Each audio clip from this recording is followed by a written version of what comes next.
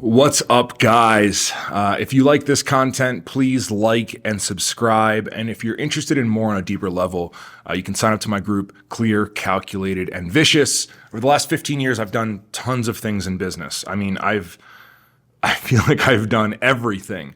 And I think more than success is I've learned tons of lessons, right? I've made tons of mistakes. And one of the things I'm fortunate to have is a friend group of peers that are fucking monsters, dude, that have done everything. And a lot of times I can turn to them. But I remember a time when I wasn't able to turn to anyone. There was a time when I didn't have anyone to call for the answers and I didn't even know where to look, right? And that's why I started this group, because I wanted to create a group of people where we can turn to others and look and we can give each other advice. And if you're in a small town or you feel more inspired or your goals are bigger than, the people around you and you feel alone, I wanted to make a group for that. So every week we do weekly calls. Dana does a weekly call and we really, really get into it. And today I wanted to get in some deeper things outside of my group CCV. So if you're interested in the group, go to clearcalculatedandvicious.com. You can sign up. It's a monthly membership. And I want to get in some stuff that I'm sort of working on right now within my own companies. And one of those things is core values. So a little while ago, maybe 2 years ago, I painted work, hustle, kill on the wall. I've never been a big fan of titles, of, hey, I'm the senior marketing director, whatever the fuck, right? No, you're a marketer. Let's fucking rip, right? I've never cared about titles. People ask me, are you the CEO or the president and owner? It's like, I guess I'm the CEO. I don't fucking care. I'm here to turn up. And we've had our best success with people that aren't worried about titles. But one of the things I found out in business is over the last 15 years, is that everybody's different, man. Everyone's different. And a lot of times, the more expectations you can clear up, the more that gray area you can clear up, the better. So in the foundation of the company, our core values are work, hustle, kill. And it sounds aggressive, right? And I'm going to break down those 3 words for you. And we start with the word work. And work is, everyone knows that, right? A lot of people show up and do it every single day. You show up, you put your time in, you do your job, you accomplish your goals, you hit your metrics, whatever, right? That's work. It's my favorite word in the world. I love it. Even when I take my days off are working on the farm or splitting firewood or doing something like that. That's time off for me. After work is the word hustle, which I think is a beautiful, beautiful word. And it has so many different meanings, right? I think when I started using the word hustle, my mom sort of turned to me and said, well, hustle is when you hustle people out of money. And I was like, no, I don't mean hustle like that, right? And I think that the word hustle is a little bit deeper than most people give it credit for. The word hustle for me is being scrappy, is being resourceful, is being creative, right? Is not taking the situation at face value. It's digging deeper and trying to find solutions. And I think that's something that's made me really powerful over the years, which is knowing there's another way to do it, right? Creative solutions. There's a million ways to solve every single problem. A million ways, I promise you. And some of them aren't clear, some of them take longer, but there's a million ways to solve that problem. And I pride myself on finding solutions to problems. Hustle is also the rate at which you do things, right? So hustle is are you sweating? Are you moving? Do you feel urgency, right? Because there's an urgency to hustle. When you're in a basketball court and they say hustle, hustle, hustle, that's about moving faster, getting somewhere, cutting down the time that you do something. So I think the word hustle is really dynamic in the respect that, it's about being creative and finding solutions and being scrappy, working with what you have. That's where the brands come from, right? We still act as a startup, even though we're a pretty big company and it's 15 years later. And then after hustle is kill. And that's the one that a lot of times people get upset by, whatever. Kill to me is executing. Right? What's your definition of executing? When you say you complete a job, what's your follow through? What does it look like, right? So, for example, if I have a photo shoot in the studio, my execution of that photo shoot starts with, do I clean up after myself? Right? Do I wrap up the cords and put them back in the same spot? Do I sweep the floor? Do I put all the sample apparel back? What does my workstation look like after I'm done? That's part of it. Next is like, do you name your files properly? Do you save your files properly? What does your standard of completion look like? And to me, that's kill. Kill is execution. And I think that if we're going to talk about the wildest form of execution there is, it's killing it. It's making sure that the job is dead, essentially. So my core values for the company were very, very simple, 3 words. And I think now that I've had those core values for 2 years, right? I'm in my old age, right? The older I get, the more I learn. The more I realize that a lot of times it's hard for people to interpret that. So one of the things I'm working on doing right now is sort of revamping my core values. So I'm going to go over that real quick. Once again, this is a work in progress. I'm going to whittle these down and have them be a little bit more on brand. That's something I try to do with everything, is make sure it's on brand. You notice all our lighting is the same. You notice the stylization is the same. The music is always unique. Everything is on brand. Our quality has to be on brand. Excuse me. If we get a sample that's not good, it's like, hey, this is off brand. We want the best quality, right? So a lot of these words need to be sort of changed around and put on brand for us. But today I want to go through our core values, what we're working through, and what my intention is as a CEO of making these core values. I think it should help a lot of people. All right, so we're going to start. We're going to sort of move work, hustle, kill away and dig deeper into detail for them. And once again, this is a working list, so you might see my brain work through it. First is accountability and ownership. I am a firm believer in accountability and ownership. I think America, we can say capitalism, we can say freedom, we can say all those different things, but I think America is truly built on accountability.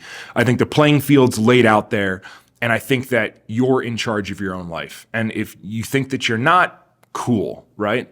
You and I do not align, and I also don't feel like your life's going to go very good.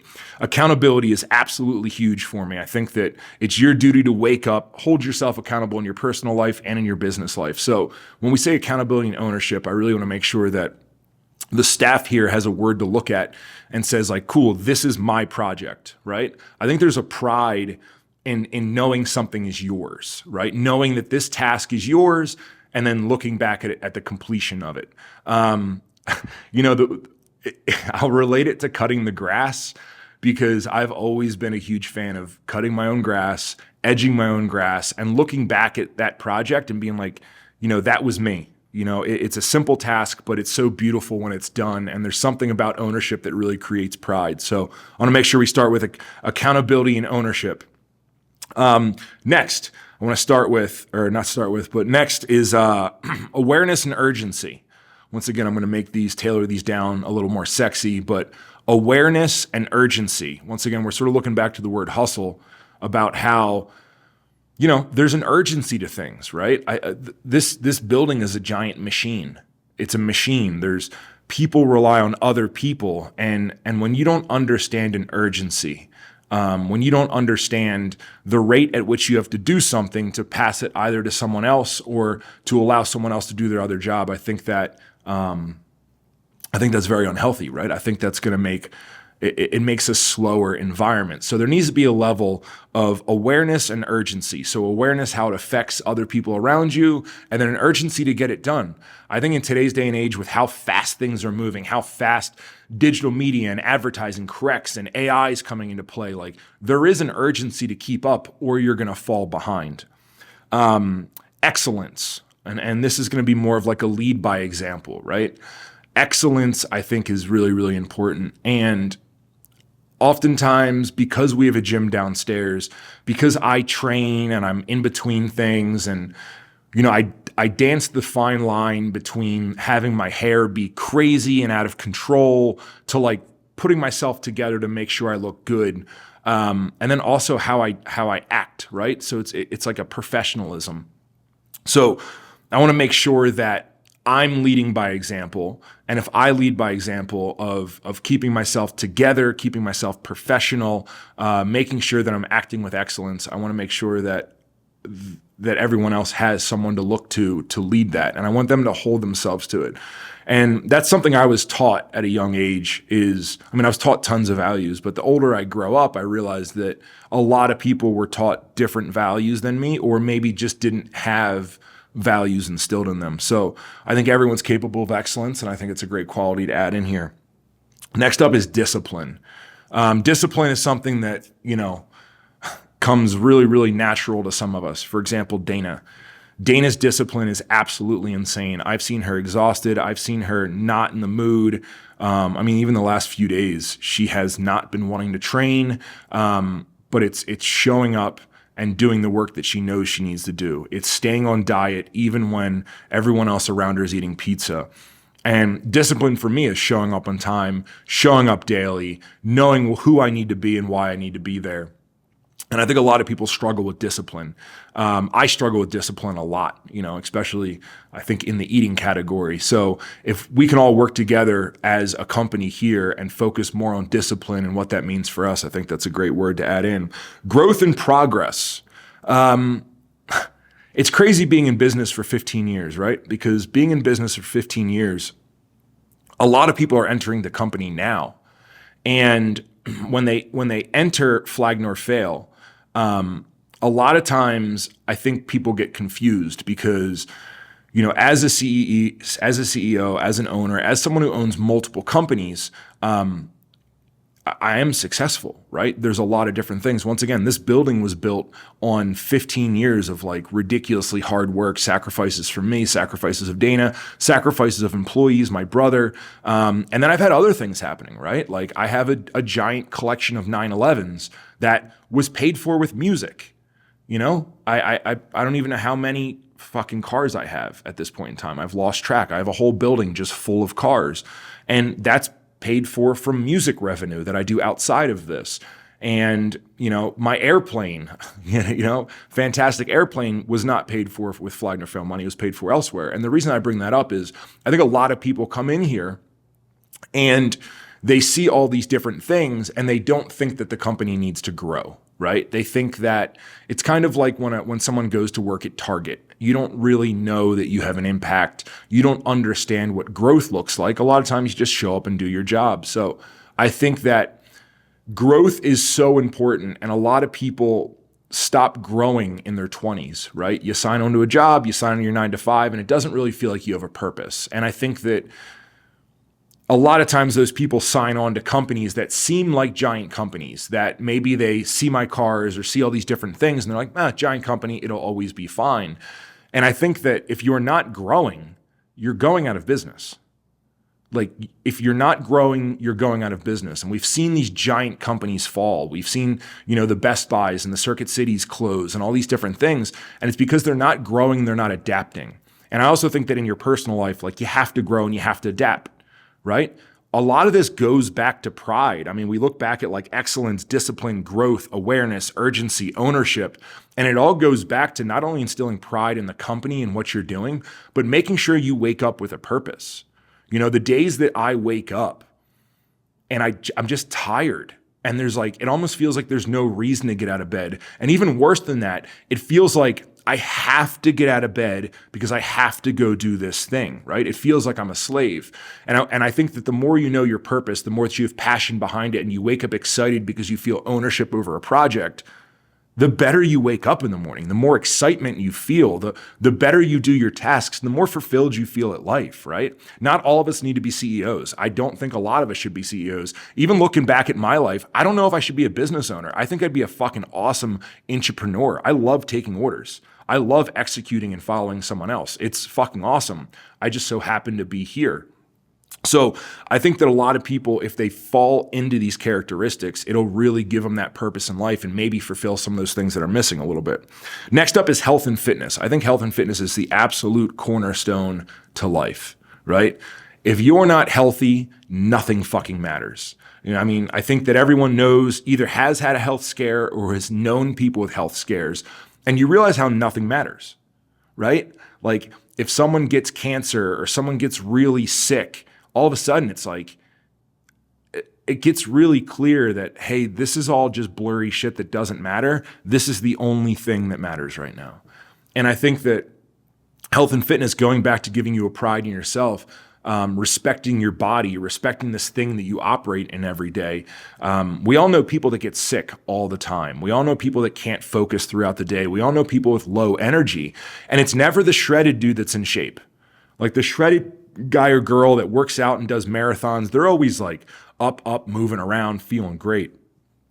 It's the people that are eating the unhealthy stuff. There's a huge correlation between fitness being the foundation of life, activity, right? We don't need to lift weights, but activity, taking care of this vessel that you're working through life in. It's the foundation of everything. And I think that a lot of companies don't put that in their core values because it's scary, right? It's scary to say, hey, take pride in your body. My friend Andy Elliott says, if you don't have a six pack, you're not working towards a six pack, you're not in our company. And I actually just heard him say earlier today, there's 8 billion people in the world. You don't think you could build a team with the same values as you? And that's what I want to do. I want to make sure that the gym downstairs, the lifestyle that we're living, the apparel that we're creating, which is built for adventure, which is built for people that want more out of their bodies, out of their mind, out of their relationships, out of life. I want the apparel to support that. So the staff that supports that also needs to, have fitness as a cornerstone of their life. After that, resilient and restlessness. I'm sorry, relentless. Relentless. I want them to be relentless, right? I think in Work, Hustle, Kill, relentless is in the middle part. And I think business, you have to be relentless. I've never done anything and it just works. And if it works, it only works for a couple weeks and then it goes away. You have to be relentless. When algorithms change, when supply chains change. I remember when COVID hit, right? I remember that hit, and all of a sudden it was like they told us we had to close down our building, we had to do all these different things.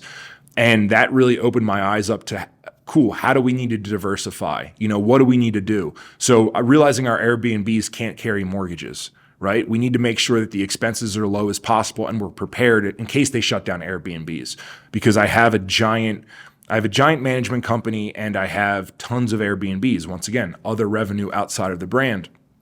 And realizing that, hey, if they shut down Airbnbs and travel, I'm sitting on all these giant mortgages. We have all this cost going out. So we can't just take it for granted, right? So we have to be relentless in chasing the solutions and realizing that, like, hey, we need to be prepared for these things, right? And I also think relentless in the fact that when you hit your initial problem, you have to be able to find a solution, and you have to have faith in yourself to find that solution. I think a lot of people throw their hands up and they're like, well, I don't know. It's like, yeah, maybe you don't know, but if we keep thinking and keep working through it, you can find a solution.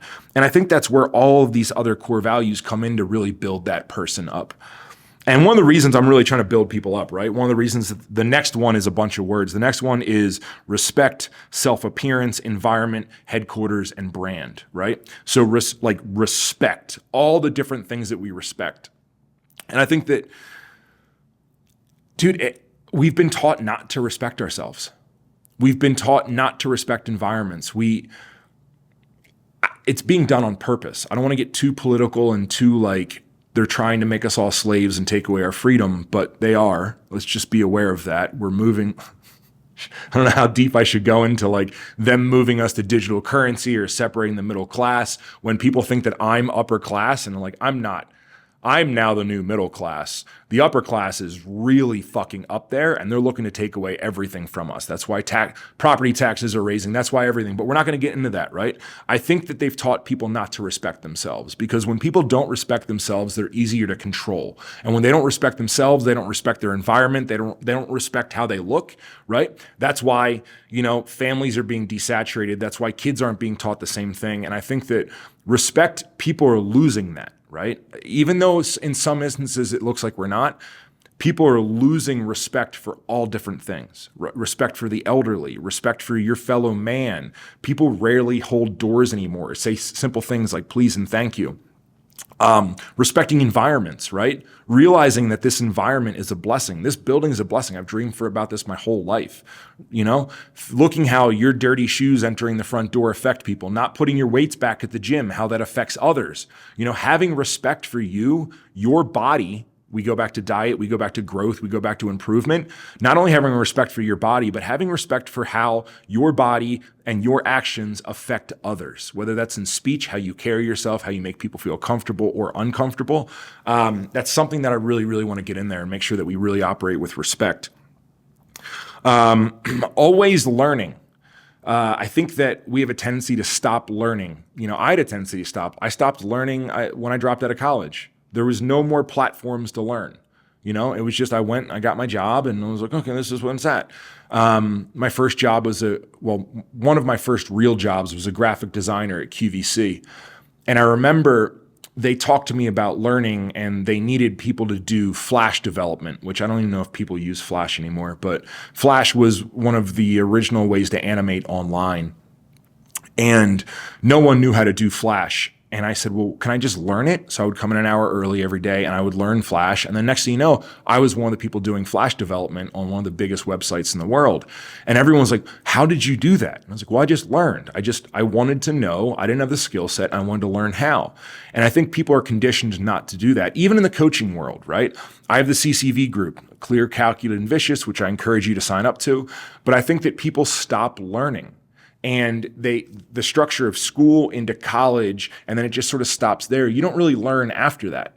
And I think that, once again, going back to having pride in yourself, pride in your life, passion in your life has a lot to do with how you continue learning.